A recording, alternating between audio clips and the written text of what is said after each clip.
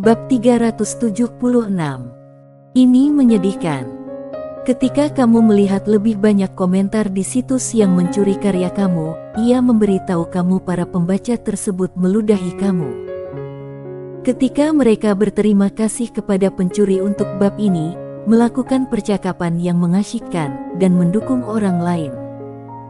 Ini memberitahu kami sebagai pembuat bahwa kamu tidak peduli dengan pekerjaan yang kami lakukan.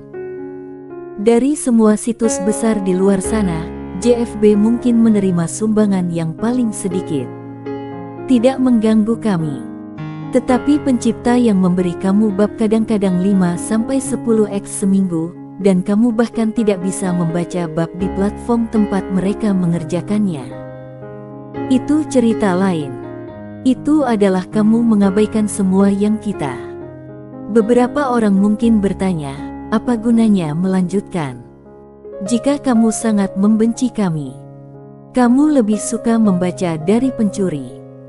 Untuk yang aku baca-baca di buku fantasi, dengan JFB setiap hari, aku berterima kasih.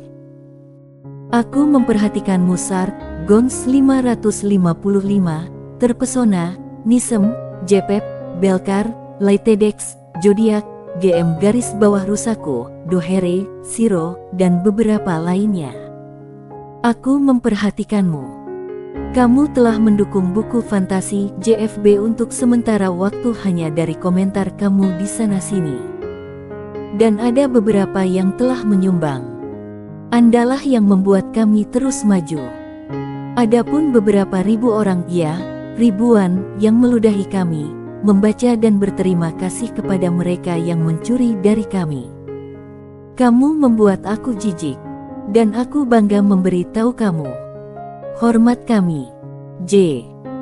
Malam itu diam-diam berlalu dan sinar pertama matahari pagi melewati cabang-cabang dan dedaunan di atas kepala, membawa sedikit kehangatan ke padang belantara yang suram dan dingin ini. Pada saat ini, bayangan api dengan cepat bergegas dan berhenti di tepi aliran yang jernih.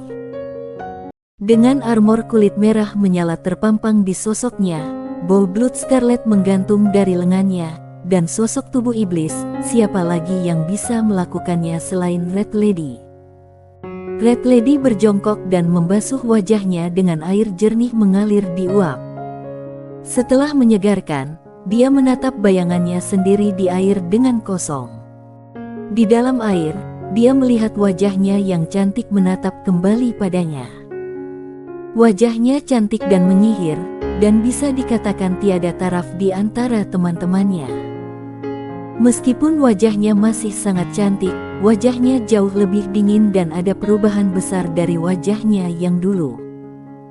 Kali ini, selama misi area terlarang Dewa Petir, beberapa ribu orang dari grup mercenari petir dan kelompok mercenari berdarah besi benar-benar musnah. Namun, hal yang paling menyakitinya adalah serangan Ye Changli. Jika bukan karena kilat ilahi yang jatuh dari surga yang menewaskannya, dia takut bahwa bahkan jika dia mati, dia tidak akan bisa beristirahat dengan tenang. Sekarang, apa yang harus aku ikuti? Red Lady bergumam. Dia hidup di perbatasan hidup dan mati lagi, tapi kali ini, dia sendirian. Jantungnya gemetaran tanpa sadar ketika dia bingung harus berbuat apa. Saat itu, tidak jauh di belakang Red Lady, sebuah kelompok petualangan yang terdiri dari 30 orang muncul. Mereka tampaknya menjadi pelopor dari kelompok tentara bayaran tertentu. Wakil komandan, dia adalah komandan kelompok mercenari Lightning, Red Lady. Lihat itu asteris, mereka benar-benar berkualitas terbaik. Seorang penyihir maju bumi yang payah meneteskan air liur sambil melihat pantat nyonya merah yang diuraikan dengan sempurna karena dia berjongkok. Wakil komandan ini adalah master pedang hebat. Dia juga menatap Red Lady bahkan tanpa mengedipkan matanya. Selama mereka laki-laki, mereka mendambakan kecantikan ini di depan mereka karena dia sangat cantik. Namun, mereka tidak pernah bisa menyentuhnya sejak dia adalah tentara bayaran peringkat SS. Perasaan hanya bisa melihat sesuatu yang mereka inginkan untuk dimiliki adalah seperti anak kecil di depan toko permen, tak berdaya. Belum lagi seluruh Lightning Mercenary Group di belakangnya, yang membuatnya semakin sulit untuk didapatkan. Dengan dukungan yang begitu besar, tidak ada pria yang pernah mengumpulkan cukup keberanian untuk memukulnya. Jangan bicara omong kosong, jika tidak, bahkan di ranjang kematianmu, kamu tidak akan tahu bagaimana kamu mati. Kami masih tidak mampu memprovokasi dia. Wakil komandan mengalihkan pandangannya dan menegur bawahannya. Tunggu sebentar, wakil komandan, bagaimana jika tablet roh Dewa Petir dan bola mata Dewa Petir ada di tangannya?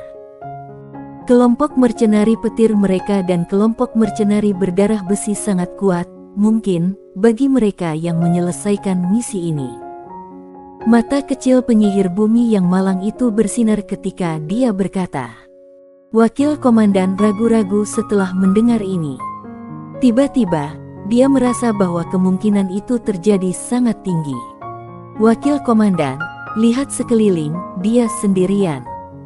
Sangat mungkin kedua kelompok tentara bayaran itu benar-benar musnah. Meskipun dia adalah tentara bayaran peringkat SS, kami memiliki 30 orang. Selain itu, komandan dan yang lainnya tidak jauh di belakang kami. Selama kami mengirim sinyal sebelum kami bergerak, mereka pasti akan bergegas ke sini untuk membantu kami. Selama kita mengulur waktu sebentar, dia tidak akan bisa melarikan diri meskipun dia diberi sayap. Belum lagi bahwa komandan bahkan tidak peduli dengan wanita, jadi setelah kita menangkapnya, bukankah gadis ini?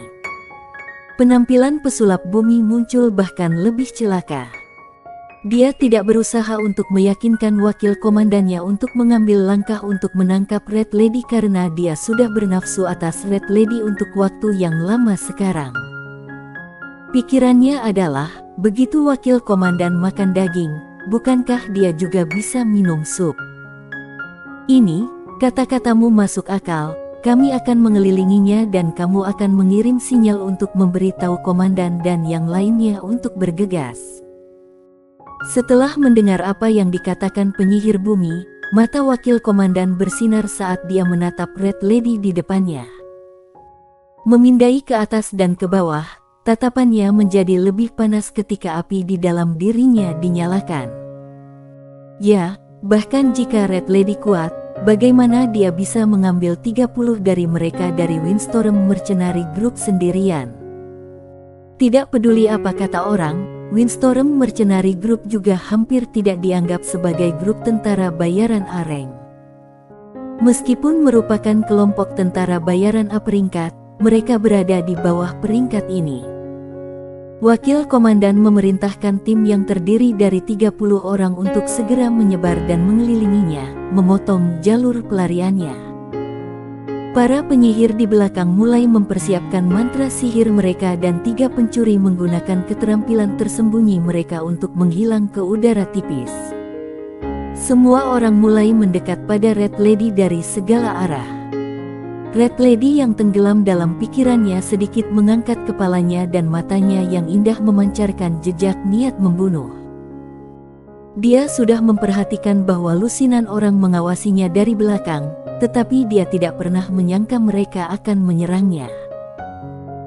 Pada saat ini, 3 pencuri diam-diam bergerak telah tiba hanya 5 langkah darinya, dan semua orang diam-diam memberi isyarat satu sama lain, berencana untuk melakukan serangan diam-diam pada saat yang sama. Siting, cahaya dingin tiba-tiba muncul. Bersamaan dengan putaran 180 derajat penuh dari Red Lady, bulan purnama yang suram dan dingin terbentuk. Ketiga pencuri itu bahkan tidak punya waktu untuk berteriak karena tenggorokan mereka sudah terputus dan darah menyembur setinggi beberapa meter saat mereka dengan lemah jatuh ke tanah. Red Lady bahkan tidak berhenti sejenak.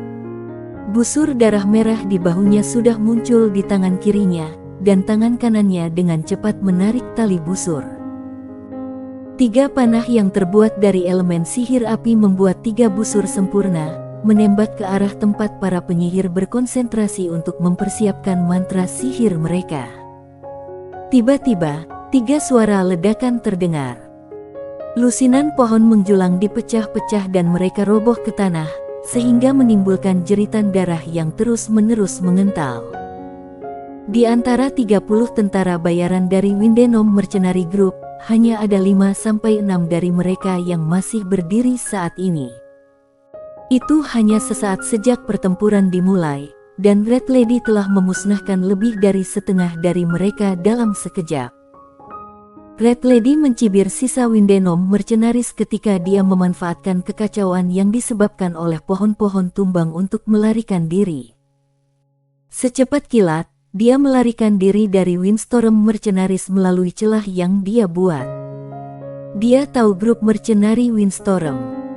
Ini adalah kelompok tentara bayaran dengan reputasi buruk yang berada di bagian bawah kelompok tentara bayaran A peringkat. Mereka terutama melakukan sejumlah hal jahat seperti mencuri ayam dan anjing, menjarah, dan sebagainya. Namun, mereka memiliki kekuatan sejati untuk mendukung diri mereka sendiri. Dia tahu bahwa dia tidak akan bisa melawan seluruh Windenom Mercenary Group sendirian, jadi mundur adalah pilihan terbaik saat ini. Setelah membunuh saudara-saudaraku, apakah kamu pikir kamu bisa pergi? Pada saat itu, Douki biru tua datang dari beberapa arah, memaksa Red Lady untuk kembali ke tempatnya. Setelah asap menyebar dan debu mereda, Red Lady sudah benar-benar dikelilingi oleh beberapa puluh pedang-pedang. Di antara mereka, ada 3 pedang-pedang besar, yang adalah komandan, wakil komandan, dan orang besar Parubaya yang tampaknya berusia lebih dari 40 tahun. Di belakang Swordsmasters, ada fighters muka, pejuang menengah dan pejuang yang relatif rendah lainnya. Di belakang adalah tempat semua penyihir berada. Mereka melemparkan penghalang sihir untuk melindungi rekan-rekan mereka dan Magic Archer ditempatkan di belakang mereka. Menghadapi formasi pertempuran seperti itu, bahkan Saint Pedang mungkin tidak akan bisa unggul dengan mudah. Jantung Red Lady tenggelam, tetapi wajahnya yang cantik masih memiliki senyum menawan yang bisa membalikkan semua makhluk hidup. Dengan suara lembut, dia berkata, "Yo, kalau ini bukan Windstorm Mercenary Group, apakah perlu menggunakan formasi pertempuran besar untuk menghadapi gadis kecil ini?" Dengan satu kalimat darinya, sejumlah tentara bayaran yang berkemauan lemah kehilangan diri mereka dalam senyum menawan dan suara manis. Mereka semua linglung sejenak saat menatap Red Lady. Yu Hongniang, berhentilah dengan omong kosong ini. Dengan patuh menyerahkan tablet roh Dewa Petir dan bola mata dewa-dewa dan aku akan membiarkanmu pergi. Komandan Windstorm Mercenary Group dengan dingin mendengus, membangunkan orang-orang yang tidak berguna itu di bawah kepemimpinannya dengan sebuah permulaan. Komandan ini hanya terobsesi dengan Douki dan ilmu pedang. Dia benar-benar tidak tertarik pada wanita, yang membuatnya kebal terhadap pesona Red Lady. Oh, sepertinya kalian semua mencari tablet roh Dewa Petir dan bola mata Dewa Petir. Karena itu masalahnya, kamu salah orang. Aku jelas tidak menyelesaikan misi dari wilayah terlarang Dewa Petir. Red Lady berkata sambil tersenyum. Namun, gambar Long Yi muncul di dalam hatinya begitu dia berbicara tentang menyelesaikan misi. Untuk alasan yang tidak diketahui, dia dengan kuat percaya bahwa pasti ada hubungan antara Long Yi dan penyelesaian misi area terlarang Dewa Petir. Hehe, Yu Hongniang, kenapa kamu tidak mengatakan yang sebenarnya? Selain kamu, semua anggota grup mercenari petir dan kelompok mercenari besi berdarah sudah mati. Bahkan Ye Changli tidak selamat. Jadi kami punya alasan untuk percaya bahwa kaulah yang menyelesaikan misi ini. Jika kamu benar-benar tidak menyelesaikannya, maka letakkan saja senjata kamu dan biarkan kami mencari kamu. Jika kami tidak menemukan hal-hal yang kami inginkan, maka kami akan membiarkan kamu pergi. Orang yang berbicara adalah wakil komandan kelompok badai angin-angin topan. Matanya sudah merah padam saat dia menatap sosok panas Nyonya Merah. Senyum menawan di wajah Red Lady menghilang dan dia tiba-tiba berubah menjadi bermusuhan. Dia tahu bahwa dia berada dalam situasi yang mengerikan sekarang.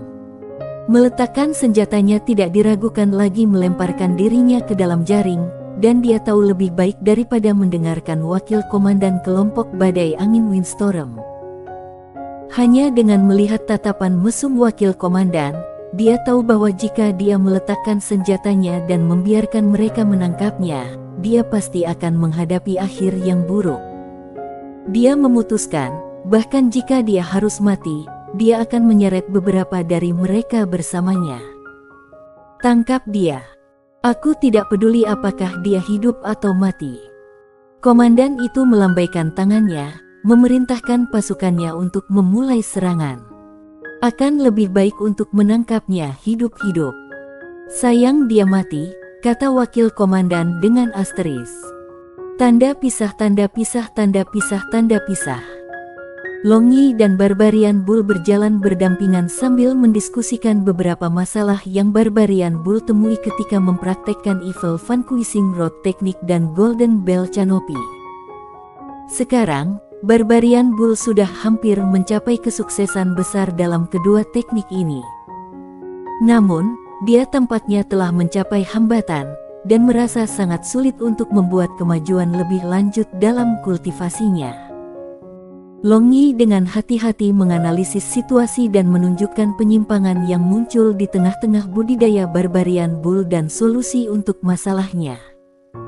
Sekarang, jika seseorang membandingkan kekuatan Barbarian Bull dengan pedang Sein, dia tidak akan lebih lemah dalam aspek apapun. Aturan Greenstone di tangannya adalah senjata dewa tingkat pertama, dewa kekerasan. Selain itu, menurut legenda, kekuatan roh sisa dari dewa kekerasan disegel di dalamnya. Jika Barbarian Bull benar-benar dapat membangkitkan kapasitas laten Greenstone Rule, ada peluang bagi banteng Barbarian untuk menjadi dewa kekerasan berikutnya. Setidaknya itulah yang dipikirkan Long Yi. Di belakang dua pria dewasa itu, ada wanita cantik yang tiada taranya. Biasanya, penampilan seseorang sudah cukup untuk menimbulkan sensasi di seluruh bangsa. Linger, matamu belum beranjak dari suami kami sejak awal.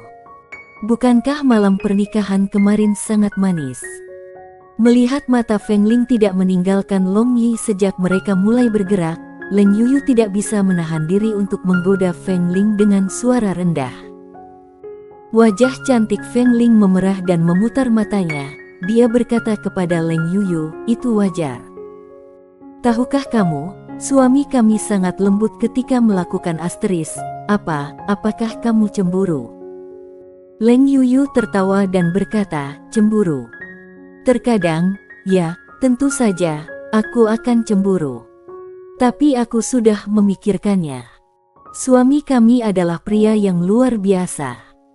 Wanita cantik pasti akan berputar di sekelilingnya, jadi lebih baik bagi kita semua untuk hidup berdampingan secara harmonis tanpa berusaha memonopoli dirinya. Jika kita dapat melakukan perjalanan bersama suami dan saudari kita di seluruh benua, meninggalkan jejak kaki kita di seluruh benua, betapa indahnya hal itu. Feng Ling menghela nafas dan bergumam. Akan ada hari seperti itu. Aku percaya pada suami kita. Leng Yuyu tersenyum dan menarik tangan Feng Ling yang mungil. Saat mereka berdua, Feng Ling dan Leng Yuyu berbicara, suara mereka memasuki telinga tiga gadis lainnya juga. Ketika Sibi, Wu Shuang, dan Nalan Ruyue mendengar apa yang dikatakan Feng Ling, mereka mulai membayangkan masa depan dengan mereka mengikuti Long Yi berkeliling dengan gadis-gadis lainnya.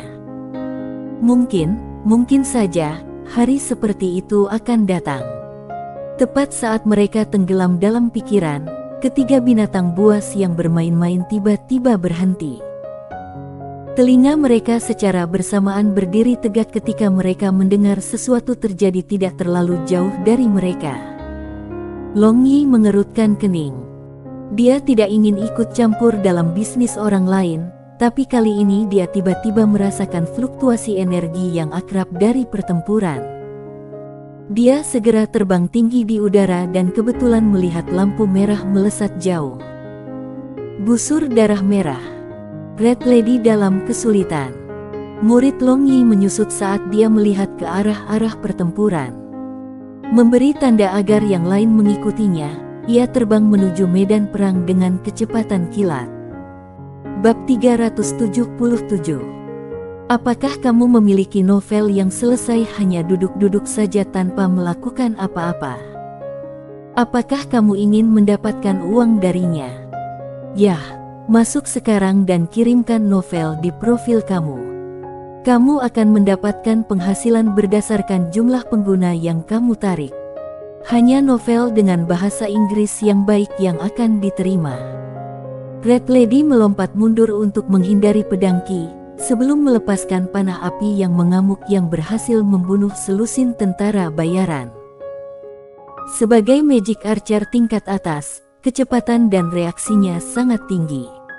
Namun, dalam pertempuran intensitas tinggi di mana itu adalah melawan banyak, kecepatan dan reaksinya sendiri tidak cukup baginya untuk sepenuhnya lolos dari bahaya. Pertempuran intensitas tinggi ini dengan cepat menghabiskan kekuatan fisiknya dan dia menerima lebih dari selusin luka di tubuhnya saat pertempuran berlangsung. Karena kehilangan darah karena luka, kekuatan fisiknya menurun bahkan lebih cepat. Komandan dan Wakil Komandan Windenstorm Mercenary Group belum bergerak. Mereka menyaksikan Red Lady yang berjuang keras menentang penangkapan seolah-olah mereka sedang menonton pertunjukan. Pada awalnya, komandan tentara bayaran ini ingin bertarung dengan Red Lady, tetapi tidak ada yang tahu apa yang dikatakan wakil komandan kepadanya. Setelah mendengarkan apa yang dikatakan wakil komandan, dia tiba-tiba setuju untuk menangkap Red Lady hidup-hidup. Pada saat ini, Red Lady sudah menghabiskan sebagian besar kekuatan fisiknya. Dia sudah menyimpan Scarlet Blood Bow-nya dan mengganti senjatanya menjadi pedang besar. Dalam pertarungan jarak dekat, pedang besar itu pasti memiliki kekuatan lebih besar. Namun, pedang besar ini yang merupakan senjatanya nampaknya telah bertambah berat sejak terakhir kali dia menggunakannya.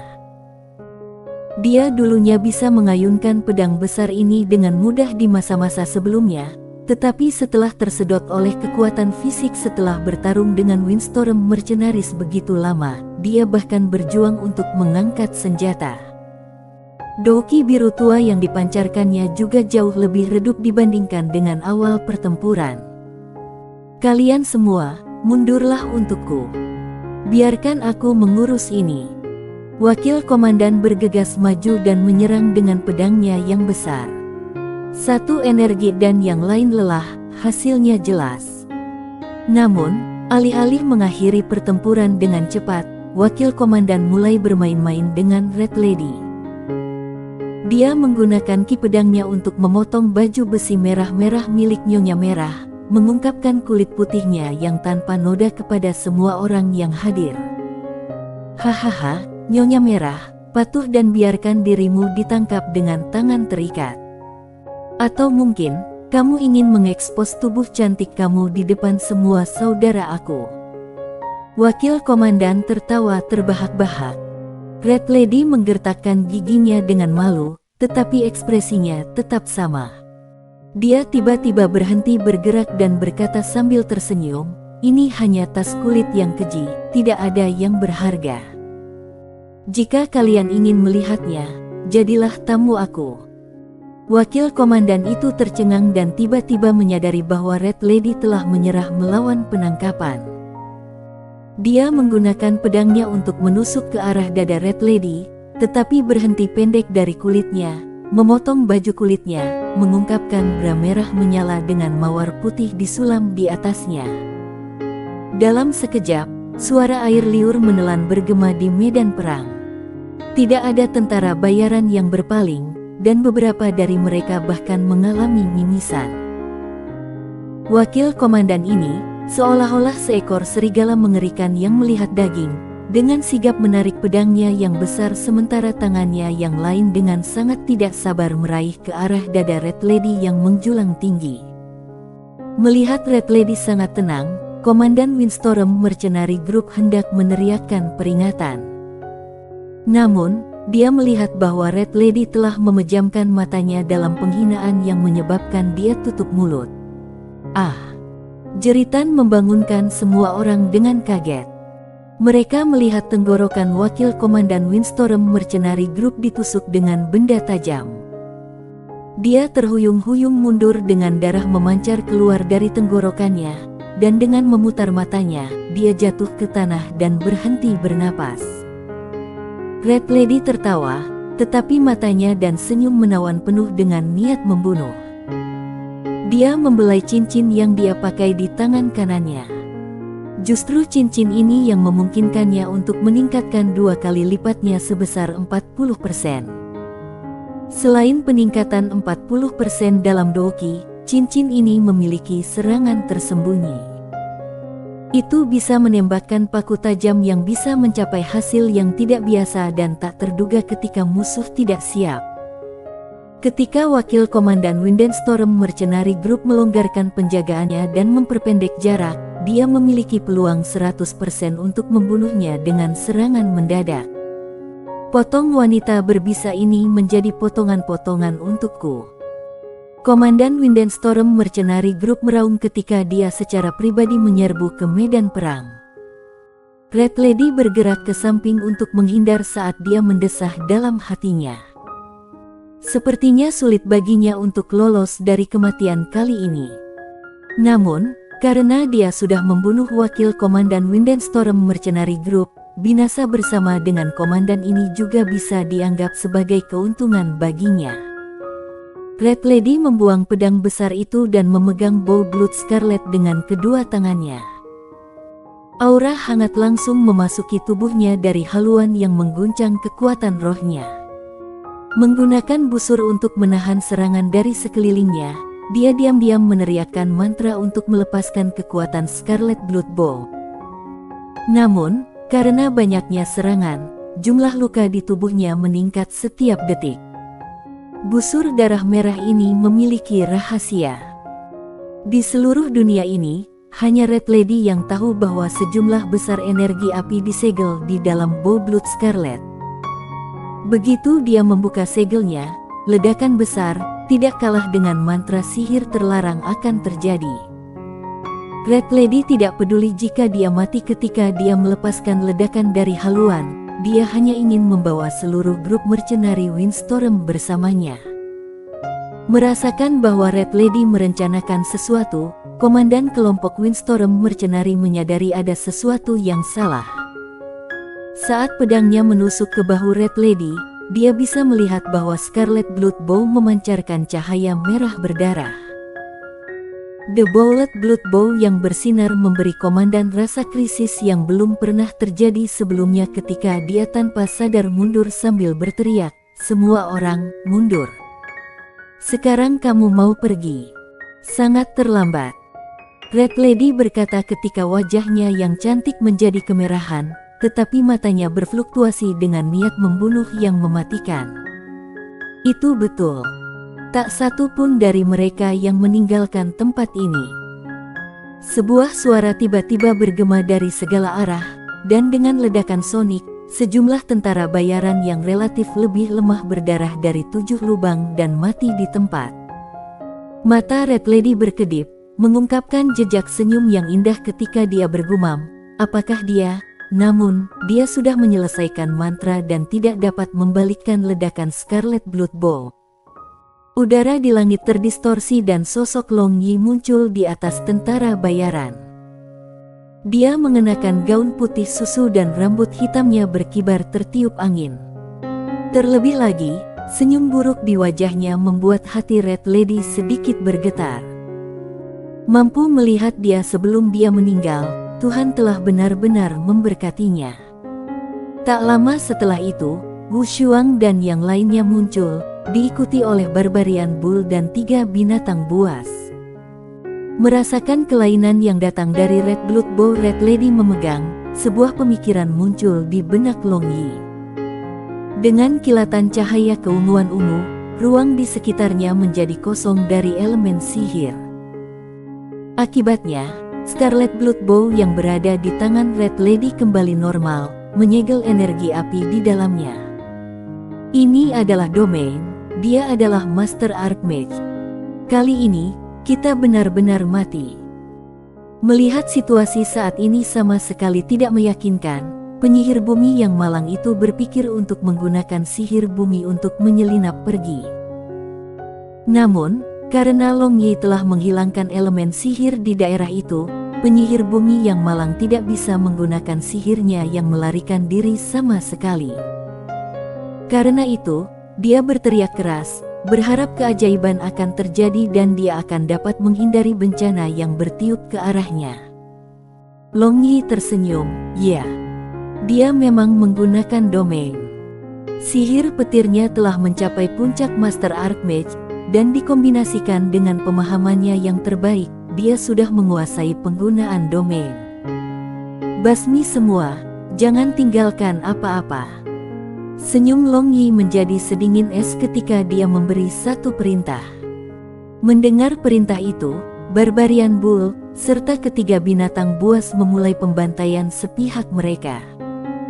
Long Yi cepat-cepat terbang ke Red Lady saat dia melemparkan beberapa sihir cahaya muka padanya.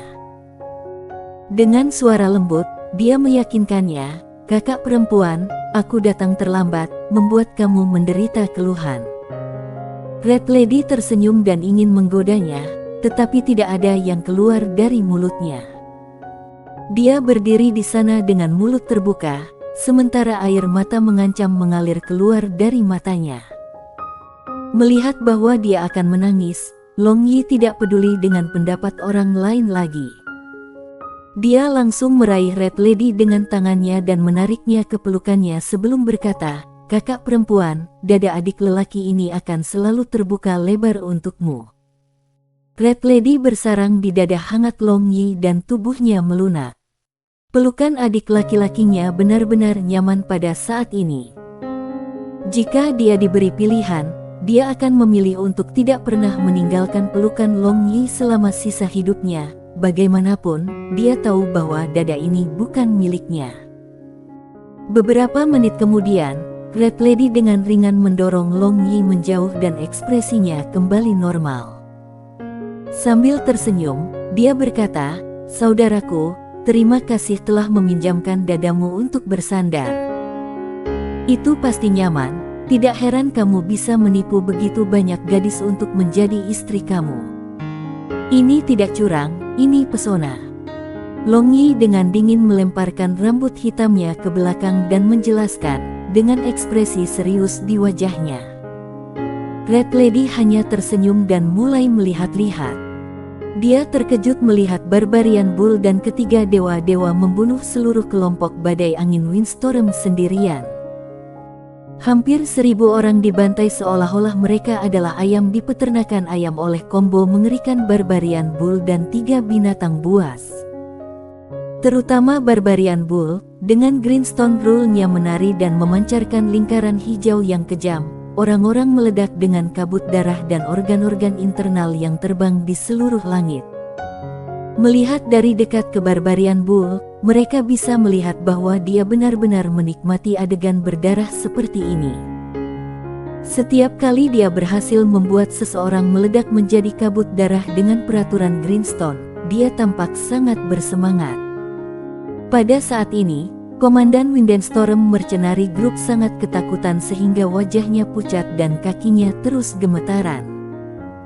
Sebagai komandan kelompok tentara bayaran A peringkat, dia telah melihat banyak adegan berdarah, tetapi dia belum pernah melihat pembantaian yang kejam.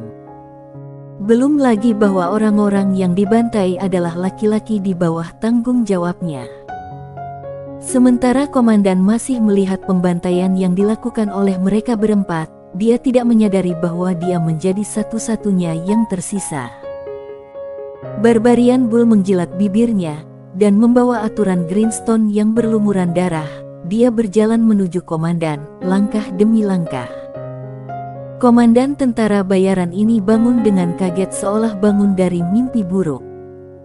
Dia dengan panik berlari ke arah Long Yi dan Red Lady dan memohon dengan suara gemetar, "Ampuni aku, semua ini terjadi karena wakil komandan terkutuk itu. Selama kamu menyisakan nyawaku, aku akan melakukan apapun yang kamu suruh aku lakukan." Pada saat komandan selesai mengemis Long Yi dan Red Lady, Barbarian Bull yang berlumuran darah anggota kelompok badai angin topan telah tiba di belakang komandan ini. Dia memandang Long Yi, jelas menunggu sinyalnya sehingga dia bisa menghancurkan komandan ini menjadi bubur. Long Yi memberinya angkat bahu sederhana dan Barbarian Bull langsung mengerti niat Long Yi. Setelah berkeliaran di Long Yi untuk waktu yang lama, Barbarian Bull tahu bahwa Long Yi menyuruhnya melakukan apapun yang disukainya. Dengan bibirnya melengkung ke atas, Barbarian Bull mengangkat peraturan Greenstone saat dia menatap lurus ke arah komandan. "Tunggu sebentar." Pada saat ini, Red Lady tiba-tiba memanggil. Melirik Long Yi, Barbarian Bull melihat bahwa Long Yi diam-diam menganggukkan kepalanya.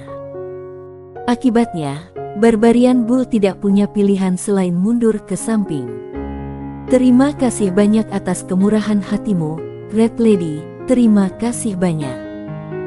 Komandan tentara bayaran ini meneteskan banyak air mata terima kasih dan berterima kasih kepada Nyonya Merah sebanyak-banyaknya. "Sejak kapan aku mengatakan bahwa aku akan melepaskanmu?"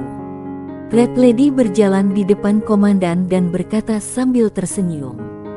Untuk membiarkan komandan tentara bayaran ini yang mencoba merampoknya pergi bebas, dia harus ditendang di kepala oleh seekor keledai untuk memungkinkan hal itu terjadi. "Aku memintanya untuk berhenti agar aku bisa secara pribadi membuangmu." Red Lady mengangkat bahu ketika dia meniru Long Yi dan sebuah doki gelap muncul di tangannya. Adapun komandan tentara bayaran ini, dia tidak tahu bagaimana dia mati sampai pada titik dia dibagi menjadi dua bagian. Kekejamannya tidak kalah dengan Barbarian Bull ketika memperlakukan musuhnya. Sebagai seorang tentara bayaran SS peringkat dan komandan kelompok tentara bayaran A peringkat di antara 10 besar, Red Lady sangat memahami konsekuensi dari tidak menggali akar ketika memotong gulma. Dia tidak meninggalkan ancaman apapun yang dapat membahayakan dirinya sendiri maupun teman-temannya di masa depan. Ini adalah salah satu alasan dia masih hidup sekarang, meskipun kebanyakan orang sudah mati. Dalam beberapa jam, mayat anggota kelompok badai angin-angin topan ditemukan oleh kelompok petualang lainnya.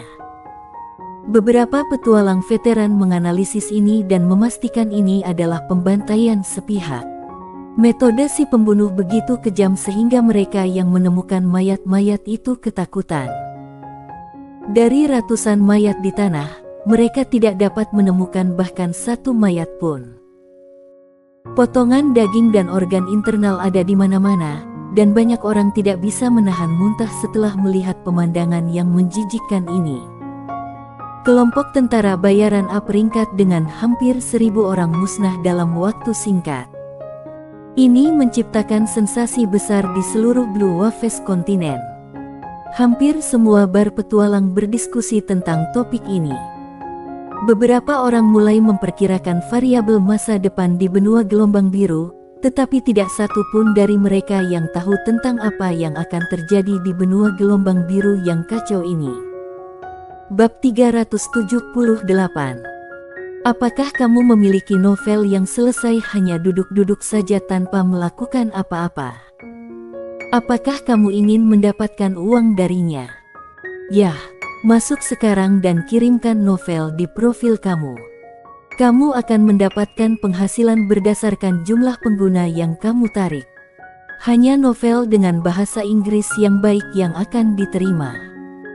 Di kota kecil terdekat dengan daerah terlarang Dewa Petir, keriuhan pada awalnya, seolah-olah bunga yang mekar sebentar, seperti epifilum berdaun lebar, telah memudar. Banyak pedagang yang kehilangan banyak uang karena hilangnya area terlarang Dewa Petir kembali dengan suram. Sementara kiri, mereka mengeluh tentang orang yang menyelesaikan misi daerah terlarang Dewa Petir. Sulit bagi mereka untuk akhirnya menemukan tempat di mana mereka dapat memperoleh kekayaan, dan sekarang mereka harus pergi. Sudah sulit bagi mereka untuk bertahan hidup di masa-masa sulit ini, dan sekarang sumber kekayaan mereka diambil dari mereka. Kelompok 7 Long Yi tiba di sebuah restoran. Saat ini, tempat ini sudah sepi dengan hanya 3 hingga 5 orang duduk di meja di dalam restoran. Menjadi penjaga toko yang cerdik yang telah melihat banyak orang memasuki restorannya, dia langsung tahu bahwa kelompok Long Yi bukan orang biasa saat mereka masuk. Dia membungkuk tanpa celah dan menyambut mereka, saat dia langsung membawa mereka ke ruang pribadi di lantai atas. Setelah minuman dan makanan tiba, Long Yi mulai mengisi perutnya ketika dia bertanya pada Red Lady, "Kakak perempuan, apa yang akan kamu lakukan selanjutnya? Apakah kamu ingin bepergian bersama kami?"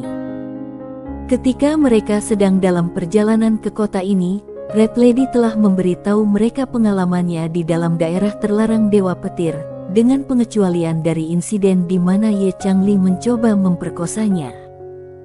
Red Lady berhenti dan matanya yang indah tertuju pada Long Yi sejenak sebelum pindah. Sambil menggelengkan kepalanya, Red Lady berkata sambil tersenyum, "Tidak.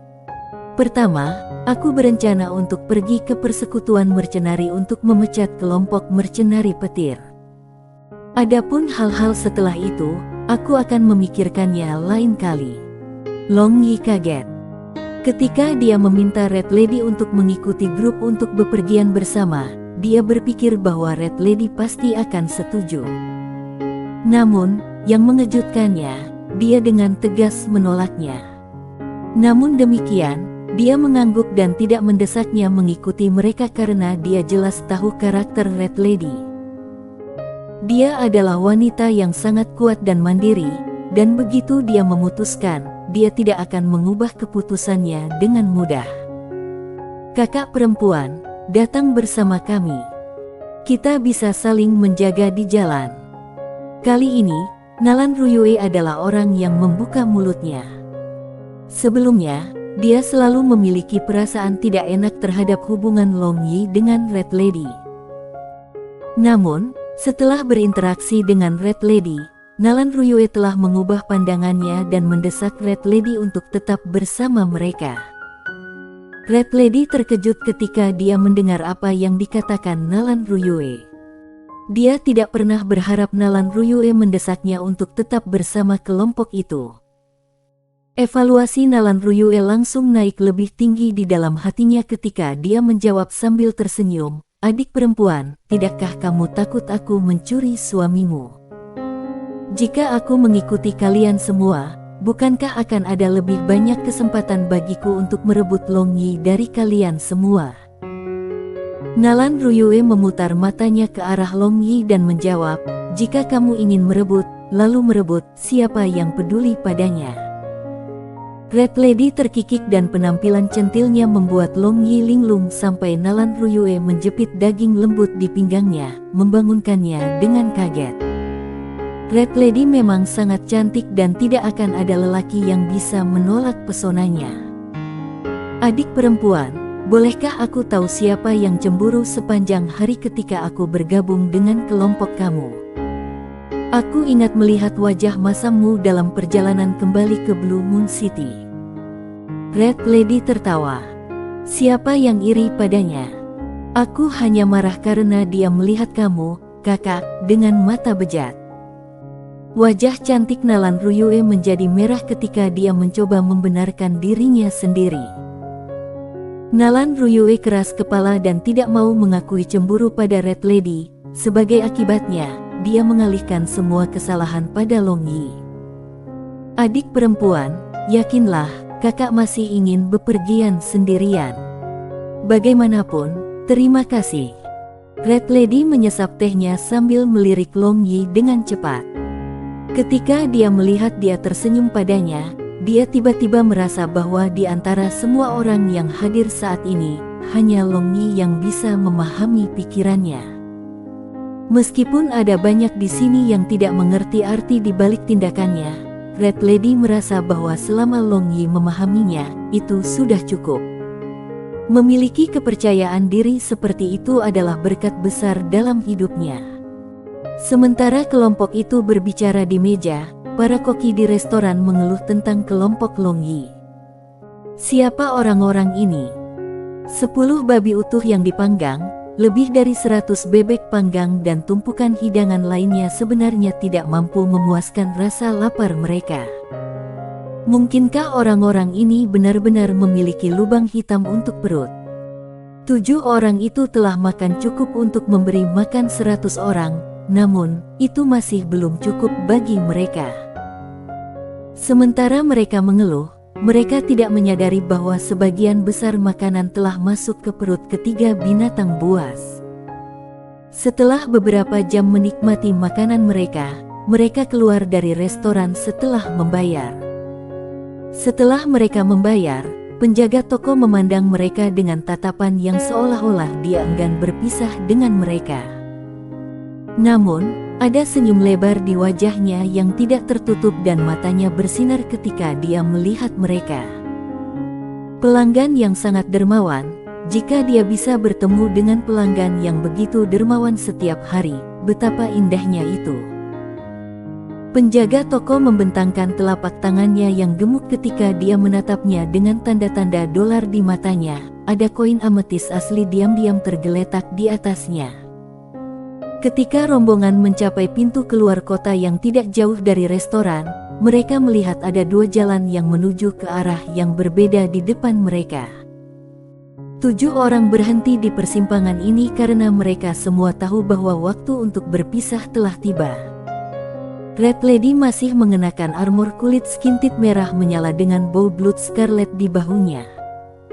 Dia tampak gagah dan gagah berani saat dia berbalik dan berkata sambil tersenyum, "Aku akan ke sini. Karena kita menuju ke arah yang berbeda, mari kita berpisah di sini. Aku harap kita akan bertemu lagi." Long Yi juga tersenyum, dan setelah menghilangkan kesedihan di hatinya, dia berkata, "Tidak ada jamuan tanpa akhir. Kakak perempuan, jaga dirimu. Kita pasti akan bertemu lagi." Sisa kelompok mengucapkan perpisahan mereka berturut-turut saat mereka bersiap untuk berangkat ke arah lain. Murid indah Red Lady berkeliaran dan akhirnya beristirahat di wajah tampan Long Yi. Ekspresi kompleks muncul di wajahnya pada saat itu, ekspresi keengganan muncul sebentar karena menghilang dalam sekejap. Dengan wajahnya kembali normal, dia bertanya pada Long Yi sambil tersenyum, "Saudaraku, bisakah kamu memeluk kakak perempuanmu?" Long Yi tersenyum. Ini secara alami yang bisa dia harapkan. Dia melangkah maju dan memeluk Red Lady dengan erat. "Adik laki-laki, jangan lupakan kakakmu," Red Lady berkata menggunakan suara rendah yang hanya bisa didengar oleh mereka berdua. Tanpa menunggu jawaban Long Yi, dia mendorongnya pergi dengan dorongan lembut dan mencium sudut bibirnya sambil berdiri di jari kakinya.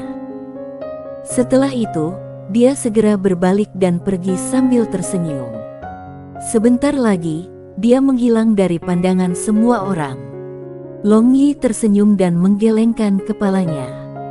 Dengan suara yang menyembunyikan kesedihannya, dia berkata kepada semua orang, "Yah, kita juga harus pergi." Nalan Ruyue mendengus dan Feng Ling menatapnya dengan seringai. "Ada apa? Apakah ada masalah?" Long Yi bertanya dengan bingung. "Bos, kamu," Barbarian Bull tersenyum putus asa sambil menunjuk ke sudut mulut Long Yi. Long Yi meletakkan telapak tangannya di depan wajahnya dan membungkus cermin air. Di cermin, dia melihat sidik bibir merah cerah di sudut mulutnya yang ditinggalkan oleh Red Lady. Tanda pisah, tanda pisah, tanda pisah, tanda pisah. Di tepi barat laut Kekaisaran Bulan Bangga, ada sebuah kota kecil bernama 9 Deviasi. Di sanalah desa Moksi berada. Desa Moksi terkenal di seluruh benua gelombang biru karena dari sanalah klan Moksi berasal. Seperti orang lain, klan Moksi juga bekerja di siang hari dan beristirahat di malam hari. Namun, apa yang membuat mereka terkenal adalah bahwa setiap klan ini berlatih sihir atau doki. Dari para lansia yang sudah berusia lebih dari 200 tahun, hingga para pemuda yang bodoh, tanpa kecuali, berlatih sihir atau doki. Selain itu, sejak klan Moksi dibentuk, mereka telah menghasilkan jumlah dewa sihir dan dewa pedang yang mencengangkan. Setiap klan di klan Moksi sangat bangga dengan garis keturunan mereka sendiri. Karena mereka percaya bahwa mereka adalah keturunan Tuhan, klan Moksi memiliki kebanggaan pada apapun yang mereka lakukan. Tidak diketahui hari apa hari ini, tetapi di dalam desa Moksi, semua klan berkumpul di pinggiran utara desa. Mereka semua memandang jauh ke kejauhan, sepertinya menunggu kedatangan seseorang. Hari ini adalah hari terakhir, aku bertanya-tanya apakah patriark muda dapat kembali sebelum hari gelap. Seorang gadis muda cantik dari klan Moksi bergumam ketika matanya berkedip dengan kasih sayang. Ya, aku harap kita bisa melihatnya. Jika tidak Kianer kita akan terus menatap sampai matanya tegang. Gadis muda lain tertawa dan menggoda. Patriark muda Liking itu keren dan tampan. Banyak gadis yang belum menikah dari klan sangat memujanya. Sayangnya, patriark muda ini tidak tertarik pada salah satu dari mereka.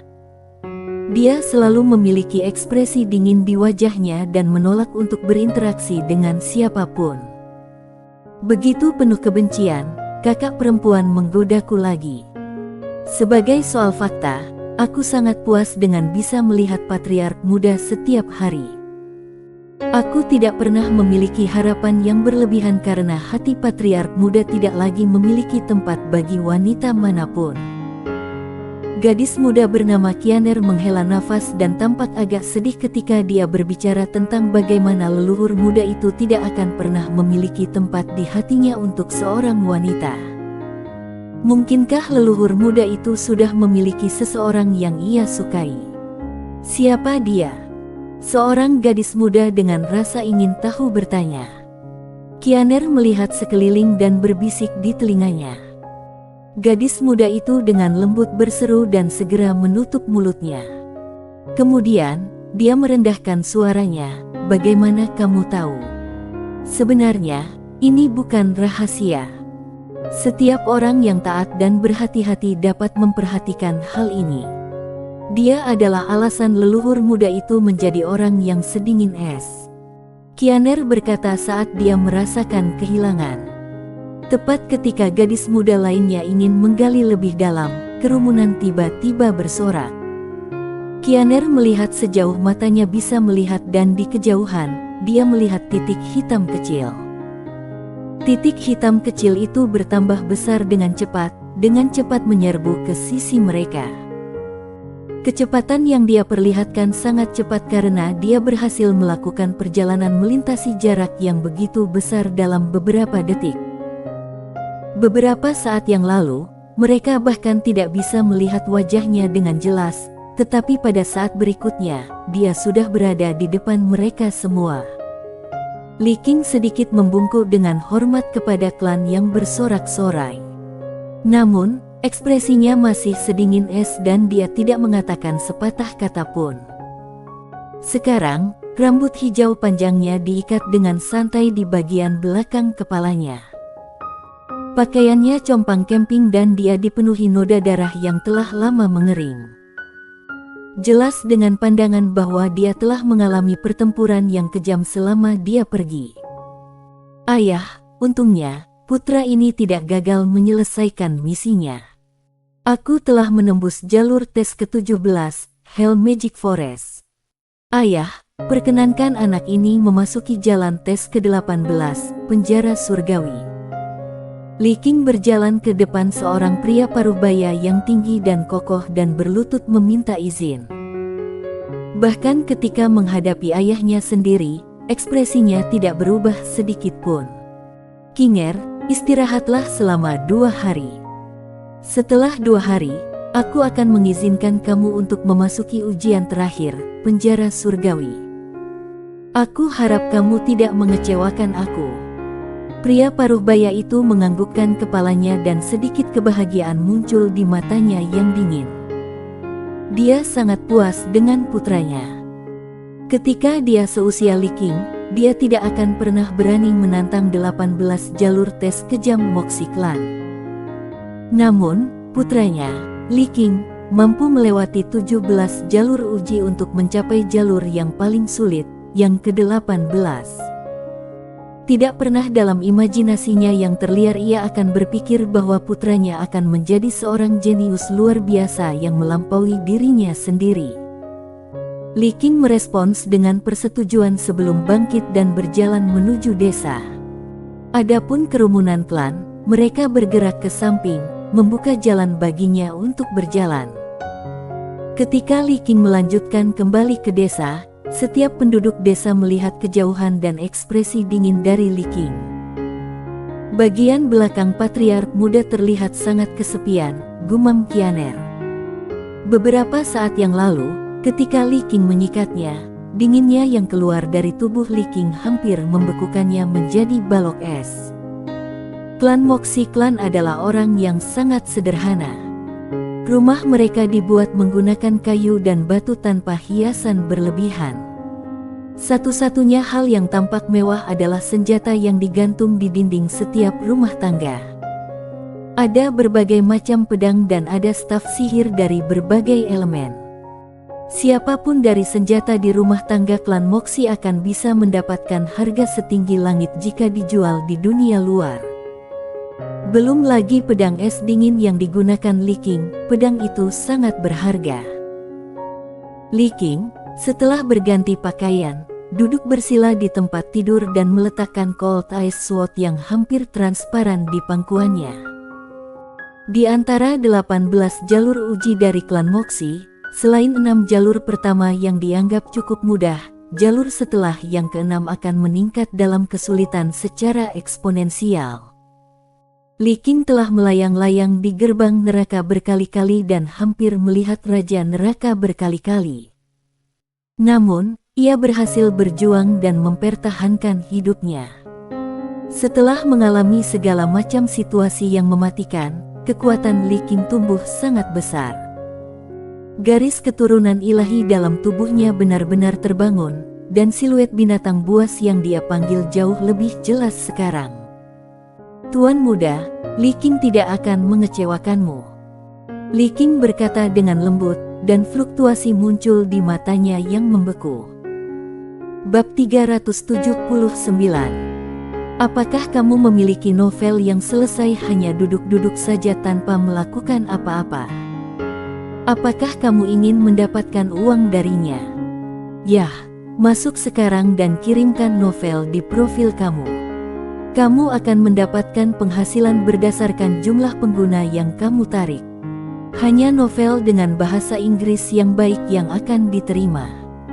Dalam hal wilayah yang dicakup, Proud Moon Empire jelas merupakan kekaisaran dengan wilayah terluas. Namun, karena serangan berulang oleh pasukan sekutu dari Kekaisaran Naga Keras dan Kekaisaran Nalan, Kekaisaran Bangga Bulan harus mundur berulang-ulang, yang menyebabkan hilangnya hampir setengah dari wilayahnya. Sekarang, semua pasukan Kekaisaran Bulan Bangga dipagari di benteng Yatesiana. Ini adalah benteng yang mendapatkan reputasinya sebagai benteng pertahanan pertama di seluruh benua Gelombang Biru. Benteng pertahanan ini terkenal karena kecakapan bertarungnya karena kekuatan di baliknya sangat mengesankan. Namun, tidak ada yang tahu kapan benteng itu dibangun, karena sebagian besar orang yang tinggal di benua Gelombang Biru sekarang, benteng itu sudah ada di sana sejak mereka dilahirkan. Yatesiana membentang sejauh 800 km dan dibagi menjadi 3 garis pertahanan. Pintu masuk dibuat menggunakan pemberhentian batu besar yang lebih dari 10.000 jin. Belum lagi setiap langkah tingginya 60 meter dengan jebakan yang tak terhitung jumlahnya tersembunyi di dalamnya. Jika seseorang ingin merebut benteng ini, mereka harus mengirim setidaknya 10 kali kekuatan militer para pembela. Namun, bahkan jika mereka mengirim kekuatan militer partai pertahanan 10 kali lipat, itu masih akan menjadi tugas yang sulit bagi mereka untuk menjatuhkan benteng. Meskipun kesulitan dalam menyerang benteng, kedua kekaisaran pasti akan mengirim pasukan mereka untuk menyerang. Begitu benteng jatuh, Proud Moon Empire akan sepenuhnya terkena serangan dari kedua kekaisaran naga kekerasan dan kekaisaran Nalan. Dalam situasi seperti itu, hanya masalah waktu sebelum kekaisaran Bangga Bulan dihancurkan sepenuhnya. Sekarang, pasukan sekutu yang menyerang kekaisaran Bulan Bangga dari dua arah yang berbeda telah bergabung dan bertempur melawan pasukan utama kekaisaran Bulan Bangga yang berada di belakang benteng pertahanan Yatesiana. Pada saat ini, kelompok Long Yi telah memasuki bagian timur kekaisaran Bangga Bulan setelah perjalanan 10 hari di sepanjang perbatasan kekaisaran naga kekerasan. Secara alami, tempat ini sudah jatuh ke tangan kekaisaran naga kekerasan karena merupakan pinggiran wilayah kekaisaran Bangga Bulan. Seseorang dapat mencium bau kehancuran di udara karena perang telah melanda seluruh benua. Untuk mencegah regu kecil Proud Moon Empire memasuki kekaisaran naga kekerasan dengan menyamar, tentara dari kekaisaran naga kekerasan telah membakar, membantai, dan menjarah. Mereka membunuh semua orang di wilayah Proud Moon Empire saat mereka maju lebih dalam. Selain itu, mereka telah mengerahkan pasukan besar untuk menjaga perbatasan dan inspeksi sangat ketat. Tentu saja, kelompok Long Yi tidak memiliki masalah ketika mereka melintasi perbatasan. Sepanjang jalan, Long Yi berhasil mendapatkan gambaran yang lebih jelas tentang situasi saat ini di benua gelombang biru. Dia menyadari bahwa waktu yang dia habiskan di area terlarang Dewa Petir tiba-tiba lebih dari 6 bulan. Sangat suram dan sunyi. Aku ingat ada perbatasan dagang di tempat ini dan selalu ada orang yang sibuk. Mengapa ada orang yang memulai perang? Sibi melihat sekeliling kota kecil ini yang hancur di kakinya saat dia berkata. Suaranya mengandung kesedihan. Lebih dari separuh rumah di tempat ini runtuh, dan banyak bekas luka bakar. Jalan beraspal dengan kapur telah mengeringkan noda darah, dan beberapa warga yang mengenakan pakaian compang camping tanpa harapan mencari reruntuhan. Suamiku, haruskah kita membantu mereka? Nalan Ruyue memohon ketika dia melihat keadaan orang-orang di reruntuhan. Dia juga memiliki kesedihan di hatinya ketika dia melihat keadaan orang-orang di reruntuhan. Long Yi menggelengkan kepalanya dan berkata dengan lemah, peperangan selalu kejam. Ada jutaan orang biasa yang akan menjadi miskin dan kehilangan tempat tinggal ketika perang meletus. Setidaknya, mereka beruntung masih hidup, dan untuk berapa lama mereka bisa bertahan hidup, itu akan tergantung pada diri mereka sendiri. Tapi, bagaimana mereka akan bertahan dalam situasi mereka saat ini? Cuacanya sangat buruk, sangat dingin. Nalan Ruyue hendak memohon pada Long Yi untuk membantu orang-orang ketika dia melihat ekspresi serius di wajah Long Yi. Suaranya menjadi lebih kecil dan lebih kecil ke titik di mana dia bahkan tidak berani mengatakan sepatah kata pun. Beri mereka makanan dan uang. Biarkan mereka pergi ke kota besar di depan mereka dan mencari penghidupan. Long Yi menghela nafas dan berkata, Nalan Ruyue terlalu baik hati. Meskipun bersikap baik hati tanpa pahala di masa-masa sulit ini, dibandingkan dengan menjadi hiu lapar yang gelap dan tak berbelas kasihan, menjadi orang yang baik hati jauh lebih manis. Nalan Ruyue bersorak gembira dan matanya yang lembut memancarkan kelembutan dan cinta ketika dia menatap wajah Long Yi. Mendengar bahwa Long Yi memberinya izin untuk membantu orang-orang itu, dia langsung berlari ke arah mereka. Barbarian Bull memandangi Long Yi sejenak sebelum bergabung dengannya, saat ia mendapat instruksi dari Long Yi untuk mengawasinya. Suamiku, apakah menurutmu perang ini akan berakhir dalam waktu dekat? Setengah dari wilayah Kekaisaran Bangga Bulan telah ditangkap, aku khawatir mereka tidak jauh dari kehancuran total mereka. Feng Ling berkata dengan lembut. Sepertinya Proud Moon Empire berada di ambang kehancuran di permukaan, namun, tidak ada yang seperti yang terlihat. Urusan dunia bisa berubah. Sampai saat semuanya diputuskan, tidak ada yang akan tahu tentang hasil perang. Long Yi menjawab sambil menatap mata Feng Ling dan Leng Yuyu. Sekarang, keraguan dalam benaknya semakin dalam dan semakin dalam. Apa sebenarnya hubungan antara gereja gelap dan kekaisaran murung Kekaisaran Bangga? Mengapa tidak ada pergerakan dari gereja gelap sampai sekarang? Mungkinkah Paus Kegelapan berniat meninggalkan klan Kekaisaran Murung? Long Yi mulai menganalisis situasi seluruh benua gelombang biru dan dia merasa agak gelisah di dalam hatinya. Dia tanpa sadar mengambil pedang besar dan mulai menggambar peta sederhana benua gelombang biru di tanah, sebelum menandai rute yang diambil oleh Kekaisaran Naga Kekerasan dan Kekaisaran Nalan melawan Kekaisaran Bangga Bulan. Tiba-tiba, ekspresi Long Yi berubah, dan pedangnya yang besar terfokus pada pegunungan Hengduan di barat. Suamiku, apakah kamu mungkin khawatir tentang klan manusia binatang? Leng Yuyu melihat peta yang dibuat oleh Long Yi dan bertanya. Ya, klan manusia buas. Setelah mereka dibuang ke pegunungan Hengduan, mereka tidak pernah berhenti mengganggu dunia manusia kita. Klan manusia buas ini tidak mau dibuang ke pegunungan Hengduan tandus. Kekacauan di benua gelombang biru saat ini kebetulan merupakan peluang yang sangat bagus bagi klan manusia binatang buas untuk menimbulkan lebih banyak masalah. Jika Bimeng klan tidak bodoh, maka mereka benar-benar tidak akan membiarkan kesempatan ini berlalu begitu saja. Long Yi mengerutkan kening dan berkata. Pandangannya tertuju pada peta yang telah digambarnya di tanah. Di utara, Pegunungan Hengduan berbagi perbatasan dengan Kekaisaran Bulan Bangga. Di selatan, berbatasan dengan Kekaisaran Nalan di selatan. Sekarang, semua pasukan elit Kekaisaran Nalan berada di garis depan dan perbatasan menuju klan manusia binatang memiliki pasukan yang lebih sedikit menjaganya.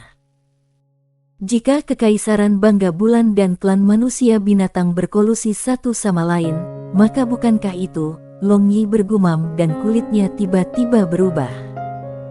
Kemungkinan terjadinya ini sangat tinggi. Tepat ketika Long Yi mencapai kesimpulan, Nalan Ruyue dengan senang hati kembali dengan Barbarian Bull. Dia puas dengan dirinya sendiri karena dia bisa membantu orang-orang itu. Long Yi tidak mengangkat masalah klan manusia binatang atau Kekaisaran Bulan Bangga lagi. Hal terpenting yang harus dihadapi adalah menemukan kota besar. Di sana, ia berpikir untuk menemukan anggota Skynet dan mengirim kemungkinan ini ke Simennu dan Nalan Wuji. Saat ini, kota-kota besar sudah terlibat dalam api perang, tetapi fasilitas dasar masih dapat berfungsi. Agar tidak menimbulkan masalah, Long Yi dan yang lainnya telah mengubah penampilan mereka. Wu Shuang dan yang lainnya mengenakan kerudung, dan Long Yi menempelkan jenggot palsu di wajahnya. Adapun Barbarian Bull, dia tidak perlu mengubah penampilannya. Setelah melewati tanah tandus di awal perjalanan mereka, secara bertahap, jumlah pejalan kaki meningkat. Ada pengungsi dan juga perusahaan pedagang keliling. Meskipun bepergian ke zona perang menimbulkan banyak bahaya, beberapa pedagang selalu bersedia mengambil risiko karena mereka bisa mendapatkan untung beberapa kali lebih banyak dari biasanya. Ketika kelompok melanjutkan perjalanan mereka untuk menemukan kota besar, mereka akhirnya tiba di kota tingkat pertama yang menjadi milik Kekaisaran Bulan Bangga. Namun, itu adalah masa lalu. Melihat bendera yang berkibar-kibar di tembok kota, Long Yi segera tahu bahwa Legiun Harimau Sengit dari Kekaisaran Naga Kekerasan ditempatkan di sini. Legiun Harimau Sengit adalah salah satu dari 4 legiun besar yang termasuk dalam Kekaisaran Naga Kekerasan, yang berarti bahwa kota ini telah jatuh ke Kekaisaran Naga Kekerasan.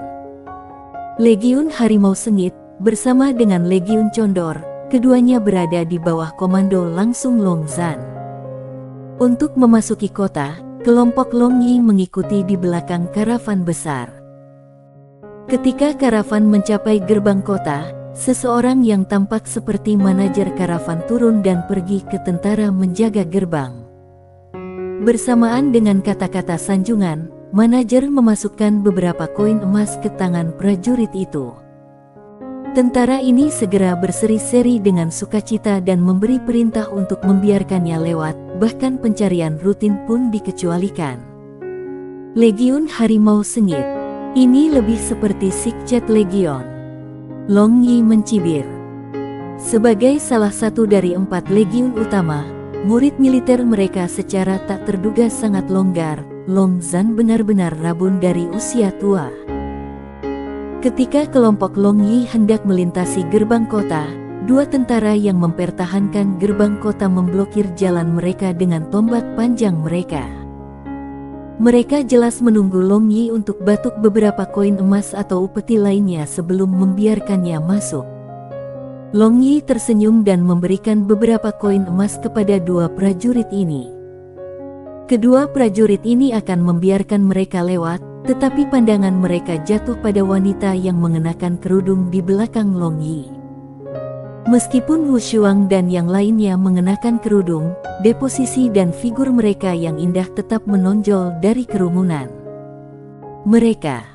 Salah satu tentara bertanya. Mereka adalah istriku. Pupil Long Yi menyusut tetapi dia masih memiliki senyum di wajahnya. Apakah mereka semua istrimu? Kamu benar-benar diberkati dengan keberuntungan, tetapi mengapa mereka mengenakan kerudung? Marilah kita saudara melihat betapa baiknya mereka.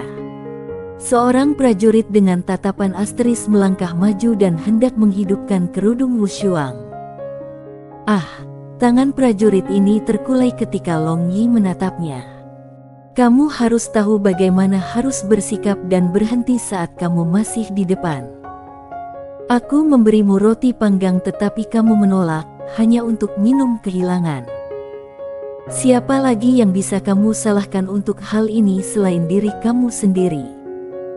Long Yi berkata sambil tersenyum, tetapi matanya memancarkan niat membunuh. Tidak peduli siapa itu, jika seseorang berani menyentuh wanita itu, mereka akan mati tidak peduli apa. Melihat situasinya semakin tak terkendali, prajurit lainnya segera meniup peluit yang dibawanya. Setelah peluit berbunyi, satu regu yang terdiri dari 20 orang langsung bergegas keluar kota, bersenjata lengkap. Melihat kelompok Long Yi akan mendapat masalah, karavan dan pejalan kaki mulai mundur. Membentuk setengah lingkaran di sekitar Long Yi dan pasukan bersenjata, mereka ingin menonton pertunjukan bagus yang akan terjadi. Orang-orang ini adalah mata-mata Kekaisaran Bulan Bangga, tangkap mereka semua. Jika mereka menolak, bunuh mereka di tempat. Seseorang yang memakai simbol Kapten Legiun Harimau Sengit mengabaikan segalanya dan memerintahkan mereka ditangkap sebagai mata-mata. Mendengar teriakan Kapten, Long Yi dan yang lainnya tercengang ketika mereka akhirnya melihat seseorang yang lebih tak tahu malu daripada Long Yi. Barbarian Bull, aku serahkan sampah ini padamu. Jika kamu menggunakan lebih dari 1 serangan untuk mengurus semuanya, maka kamu tidak perlu memanggil aku, bos lagi. Long Yi tersenyum dan berkata kepada Barbarian Bull yang berdiri di sampingnya. Bahkan 1 langkah tidak perlu untuk berurusan dengan sekelompok sampah ini, setengah langkah sudah cukup. Namun, bos, haruskah aku melumpuhkan mereka atau kamu ingin mereka mati? Barbarian Bull memandang ke arah Long Yi dengan harapan.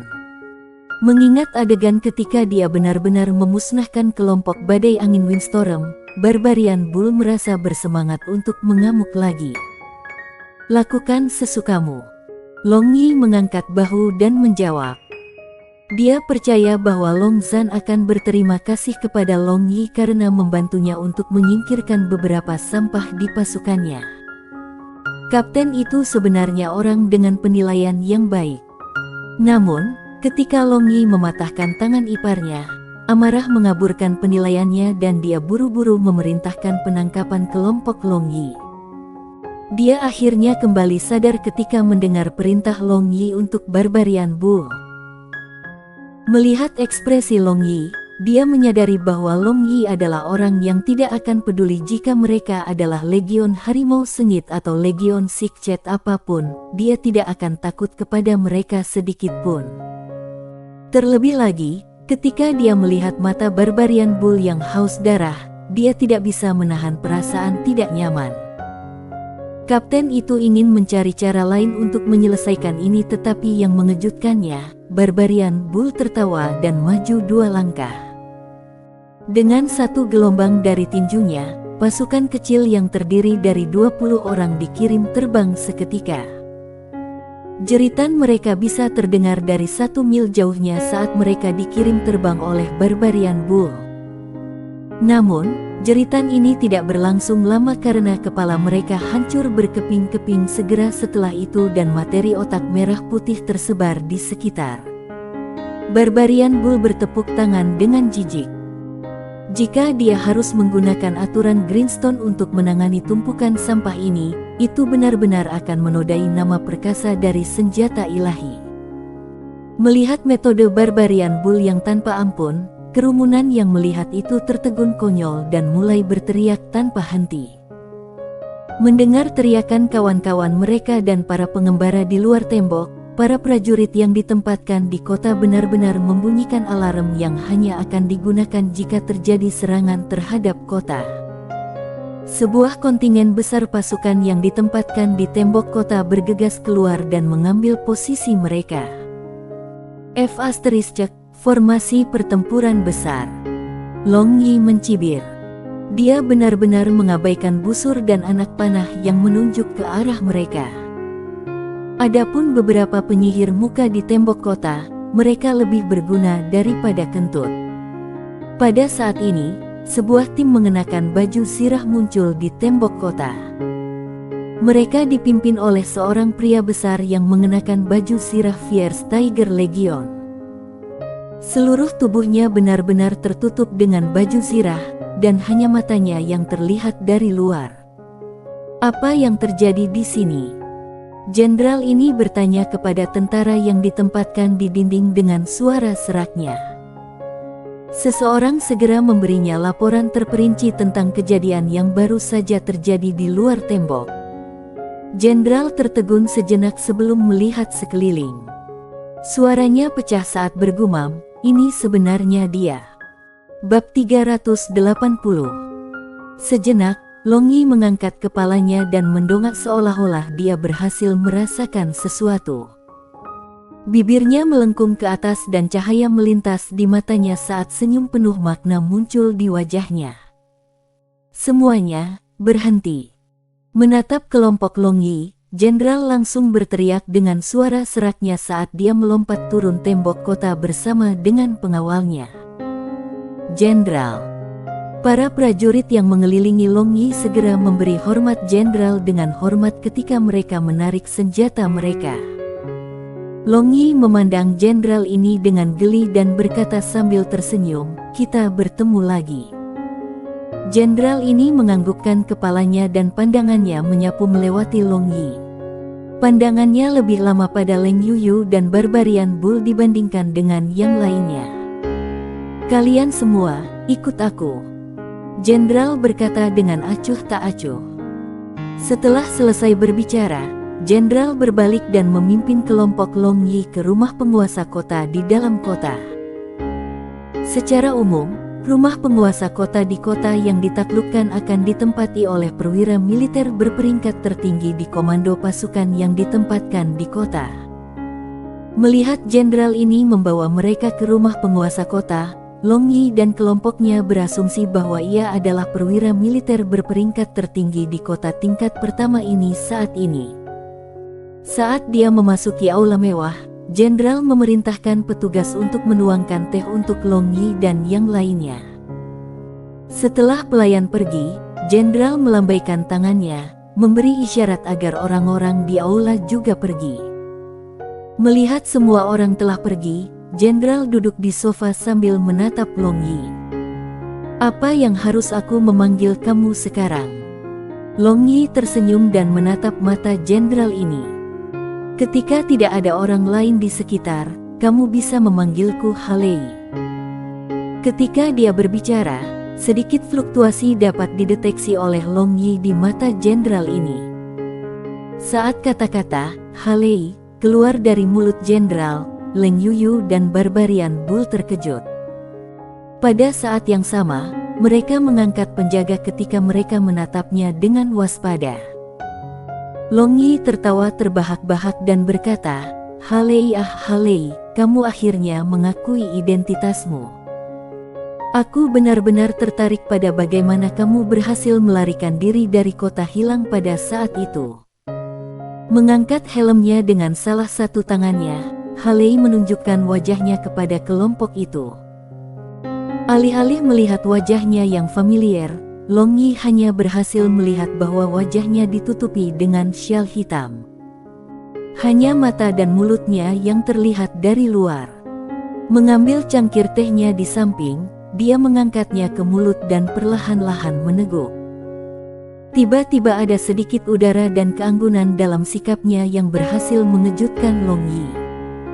"Mengenai bagaimana aku berhasil melarikan diri, aku punya metode sendiri," Halei berkata dengan tergesa-gesa. Menempatkan cangkir tehnya, dia mendongak dan bertanya, "Misi dari daerah terlarang Dewa Petir diselesaikan oleh kamu, kan? Apa yang membuatmu begitu yakin bahwa itu adalah aku?" Long Yi terkejut dan menjawab pertanyaannya dengan pertanyaannya sendiri. Dia tidak mengakui atau membantah tuduhan yang dibuat oleh Halei. "Di antara semua orang di bawah langit, hanya kamu, Tuan Muda Simen, yang bisa menyelesaikan misi ini." Halei menjawab dengan suara seraknya dengan senyum di wajahnya. "Karena kamu sangat memikirkan aku, bagaimana kalau kamu bergabung dengan aku dalam petualangan aku?" Long Yi menatap Halei dan berkata. Dia masih memiliki senyum di wajahnya, tetapi tekanan yang tidak terlihat langsung menyelimuti Halei. Murid-murid Halei menyusut dan dia terpana dengan kagum. Tidak pernah dalam imajinasinya yang terliar ia akan berpikir bahwa Long Yi akan bisa menjadi begitu kuat dalam rentang waktu 6 bulan.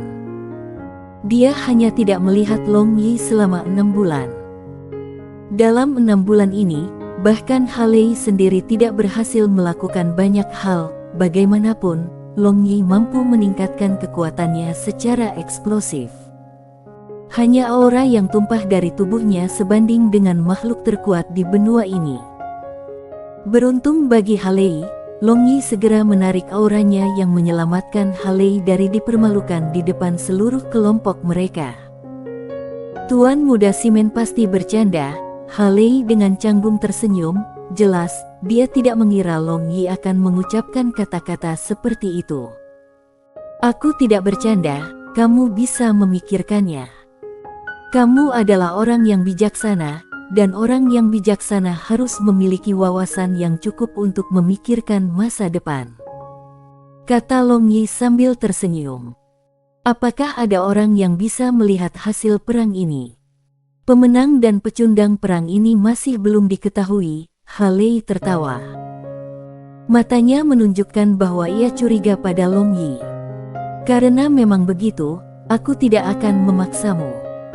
Jenderal Halei harus memiliki banyak hal penting untuk diperhatikan.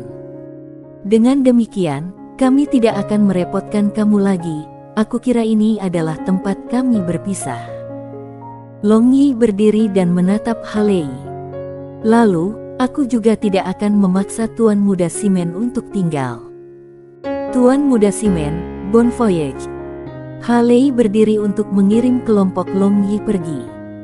Saat dia melangkah keluar dari rumah penguasa kota, senyum di wajah Long Yi menghilang. Dia tampaknya tenggelam dalam pikiran ketika dia berpikir tentang apa yang baru saja terjadi di dalam rumah penguasa kota. Beberapa saat yang lalu, alasan mengapa ia mencoba menarik perhatian Halei hanyalah untuk membuktikan keraguannya. Faktanya, Long Yi tidak pernah berpikir untuk memberikan Halei tempat berteduh. Berpikir tentang karakter Halei, dia adalah orang yang Long Yi tidak akan pernah mengizinkan untuk tinggal di sisinya. Setelah berjalan-jalan di sekitar kota, mereka menemukan sebuah restoran dan memesan kamar pribadi. Setelah duduk, Long Yi bertanya, apakah kamu pikir Halei adalah bagian dari kekuatan gelap di belakang Long Zhan? Bukankah aneh kalau orang seperti Halei terlibat dengan tentara? Ini sangat normal, menugaskan beberapa orang dari pasukan gelap ke pasukannya adalah langkah yang dapat dibenarkan oleh Long Zhan. Setelah berpikir sebentar, Leng Yuyu menjawab Long Yi dengan analisisnya tentang situasi. Apakah begitu? Tidakkah kamu berpikir bahwa dengan menugaskan kekuatan gelap untuk pasukannya agak dipertanyakan? Aku pikir itu terlalu berlebihan untuk Long Zhan untuk menetapkan kekuatan gelap ke pasukannya. Apakah Long Zhan sebenarnya sangat mempercayai mereka? Mungkinkah dia sudah pikun? Bagaimana dia bisa membiarkan orang lain mengambil posisi kepemimpinan militer?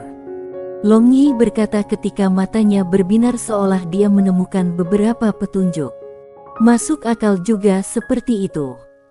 Apakah suami bermaksud mengatakan bahwa kekuatan gelap di belakang Long Zhan tidak begitu hormat dan tunduk pada Long Zhan seperti yang muncul di permukaan? Kata Leng Yuyu setelah berpikir sedikit. Ya, jika tebakanku tidak salah, maka aku khawatir kalau Condor Legion juga memiliki orang-orang dari kekuatan gelap di belakang Long Zhan di posisi kekuasaan. Dengan 2 legiun besar di tangannya, akhir Long Zhan bisa dibayangkan. Tidak ada akhir yang baik bagi pria itu tanpa sisa kekuatannya. Sepertinya musuh sejati klan Simen kita bukanlah klan Panjang. Long Yi bergumam. Kalian semua, tunggu aku di sini, aku akan keluar untuk menyelesaikan suatu masalah. Long Yi berdiri dan berkata sebelum membuka pintu. Tanpa melihat ke belakang, dia langsung menuruni tangga. Restoran ini tidak ramai sama sekali. Sebagian besar pelanggan adalah pedagang keliling yang melewati daerah itu. Pada saat ini, penjaga toko dengan lesu duduk di meja sambil melihat buku rekening. Penjaga toko, di mana kakusnya? Pimpin aku ke sana. Long Yi mengetuk meja konter dan bertanya. Terkejut oleh ketukan Long Yi, penjaga toko mendongak dan akan menginstruksikan asisten di sampingnya untuk membawa Long Yi ke toilet.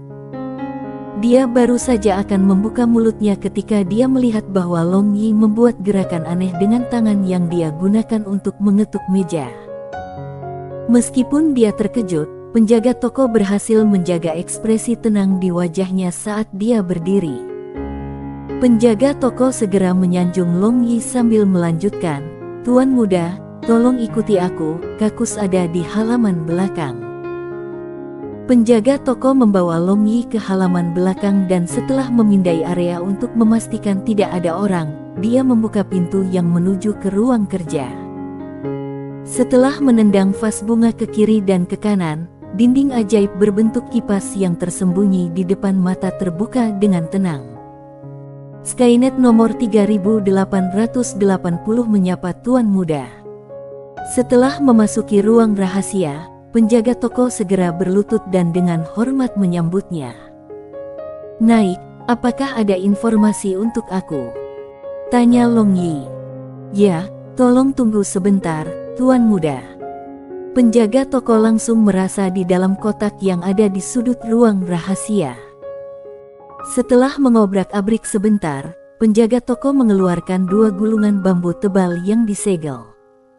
Long Yi membuka segel dan membuka surat-surat rahasia. Salah satunya adalah surat yang dikirim oleh ayahnya, Simennu. Itu dikirim 3 bulan lalu. Simennu memintanya untuk pergi ke garis depan untuk memimpin pasukan setelah ia menyelesaikan misi daerah terlarang Dewa Petir. Surat rahasia kedua adalah dari Yin Jian yang telah mendirikan cabang kecerdasan Skynet di antara klan manusia buas di pegunungan Hengduan. Dia berbicara tentang perekrutan yang tidak biasa dan transfer anggota dalam klan Beastman. Long Yi tenggelam dalam pikiran setelah membaca surat-surat rahasia. Dari kecerdasan yang ia dapatkan dari Yin Jian, spekulasi sebelumnya tentang klan manusia binatang seharusnya benar. Namun, ia tidak dapat sampai pada kesimpulan apakah klan binatang buas itu berkolusi dengan Kekaisaran Bangga Bulan. Adapun Simennu ingin dia pergi ke medan perang, Long Yi agak pusing. Ini bukan perang yang bisa berakhir dalam 1 atau 2 hari.